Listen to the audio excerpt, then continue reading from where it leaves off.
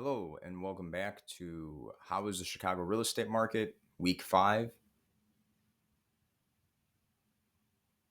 Short story, when looking at months of inventory, we're navigating historic lows. Taking a look at the charts, starting off with new listings, 2025 is mirroring 2024, which is kind of interesting. The bold line is 2025, the dotted line is 2024. Looking at attached, we can see that there was this peak, and then there was this 3-week plateau, followed by an increase, which when we take a look at next week, we'll see if this surpasses or is another plateau or a decrease.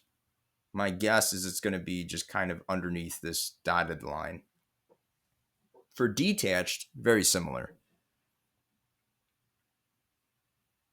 So this is new listings. Let's take a look at under contract. Under contract is showing us how many properties are contingent or pending in a given week. Looking at attached, we can see that it's just following the same thing with the dotted line. Next week, there's probably going to be a little bit it's just not going to be as much. It's going to be blunted. For detached, we see somewhat of the same. There was an increase, there was a drop off, and then there's kind of just a steady incline. Inventory of homes for sale.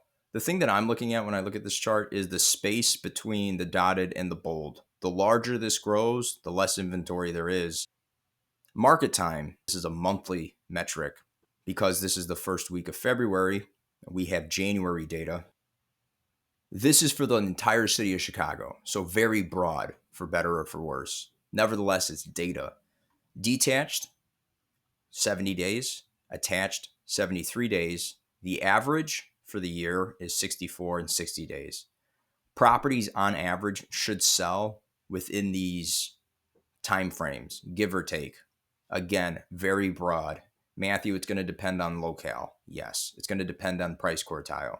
Yes. It's going to depend on quality and condition. Yes. However, if you look at the city of Chicago, even with all those things considered, this would be the average. Housing affordability is lower than recent memory would show us. The housing crisis had its own affordability issues and purchase issues. However, this market that is being navigated is also experiencing its own issues.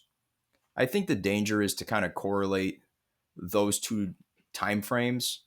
I think it's very easy to say, well, let's look back to when it was also difficult for people. Even though the housing crisis was difficult, and currently for affordability, there is some difficulties.